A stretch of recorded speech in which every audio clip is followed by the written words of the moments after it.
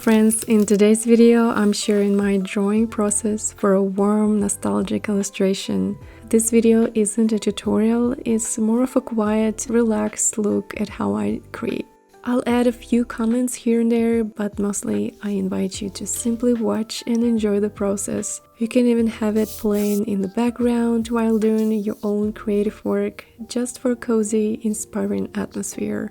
As you probably know, my English isn't fluent enough yet to comment easily while drawing, so I have to read my script here. I hope you don't mind, but I also hope the video still gives you that peaceful, creative feeling and maybe inspires you to make something of your own. I know I can't post as quickly as the YouTube algorithm would like, but I truly appreciate everyone who stays with me regardless. Your support means a lot, and a warm welcome to all the people joining the channel. I'm really happy you're here. If you're new, my name is Nadia Iswich and I'm a self-taught artist. I love diving into nostalgia, bringing back the warmth and comfort of moments that once were, and turning them into something you can almost feel again. If you connect with that too, please say hi in the comments. I'd love to get to know you. I also want to say a few words about the reference I use for my nostalgic themes. Most of them I found online, usually on Pinterest. I would love to use my own, but I don't have many old family photos that are interesting or detailed enough for drawing, so I often look elsewhere for inspiration.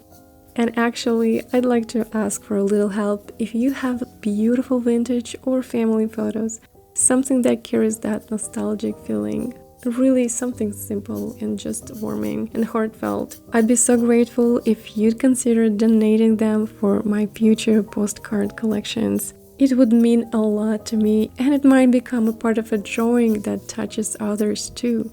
I often hear that my illustrations remind people of Norman Rockwell, which is a great, huge compliment to me. He's one of my favorite American artists. I admire his ability to tell stories full of emotions and warmth. He used to photograph his models and then create these brilliant detailed compositions. I don't have the means to work that way yet, but it's definitely one of my long-term goals. For now, I'm focusing on creating small, heartfelt postcard series using what I have, and I'm doing my best to make them meaningful. Your kind words, your encouragement, and maybe even your photo contributions help make that possible. If you'd like to stay connected or talk more closely, you can find me on Telegram and Instagram. Both links are in the description. Thank you so much for being here, for watching, and for sharing this creative space with me. I hope you enjoyed this video.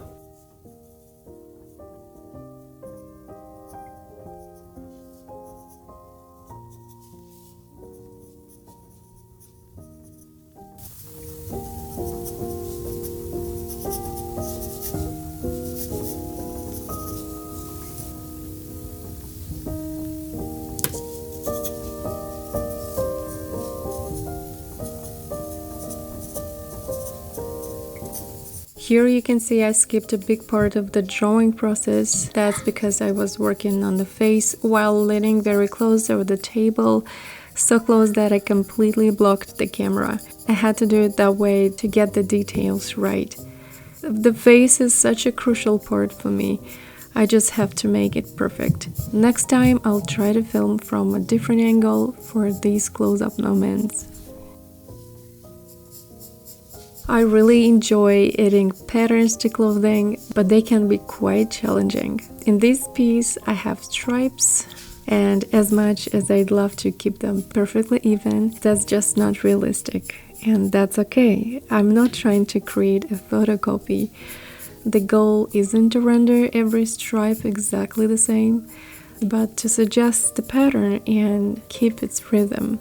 I focus on following the direction of the stripes, since that helps define the folds and the shape of the fabric. You'll notice that first I draw one light layer of stripes, then I start building the values, shading right over them to shape the form. After that, I go back in and reintroduce some of the stripes, depending on the contrast where it feels right.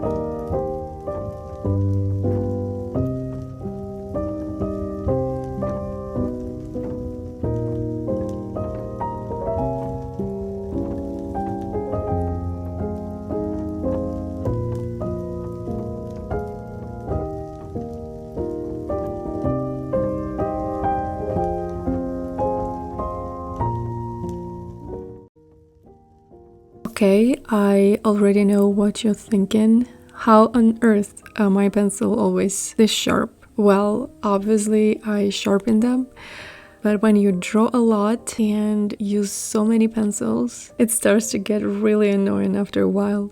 A few years ago, I had no idea there was an easier way. I used to sharpen all my pencils with a regular stationery knife, and honestly, I still do that for graphite ones. Those are different. There's a reason for that, but for the color pencils, I discovered something that completely changed my life: an electric pencil sharpener. For some reason, I always thought those were just for office desks, not for artists.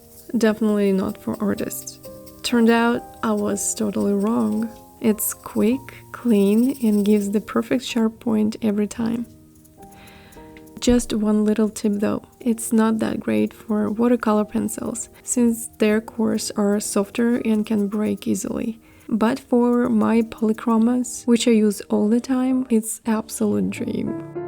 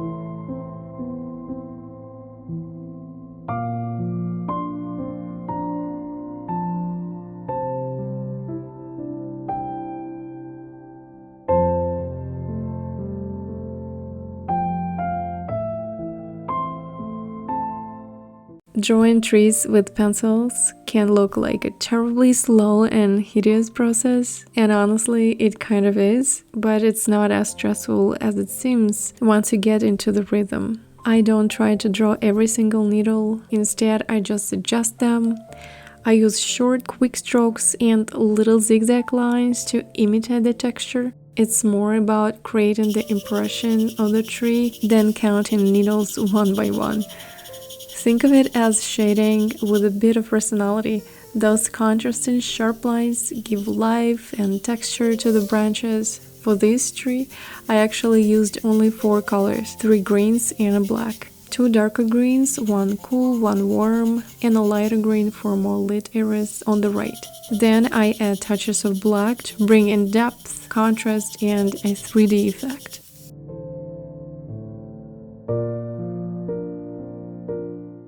These 2 little friends, the stuffed bear and the bunny, I added from different references. In the original photo, the background toys were arranged a bit awkwardly and looked unclear, so I decided to redesign that part. I did, however, keep the little sitting doll behind the tree branch. Later, as I started drawing, though, I realized she looks a bit, well, slightly creepy, but not too bad, right? I decided to just let her be.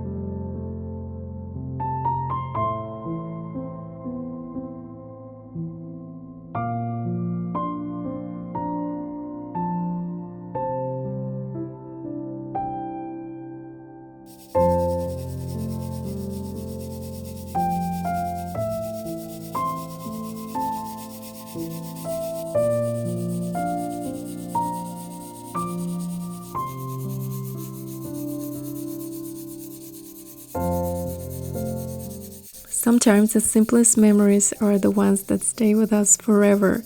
The sparkle of a Christmas tree, a child's laughter, and those happy tears that come with an incredible surprise, like the joyful wag of a little puppy's tail. I've never lived that exact moment myself, but I can feel the joy in the air, pure, magical, and full of love.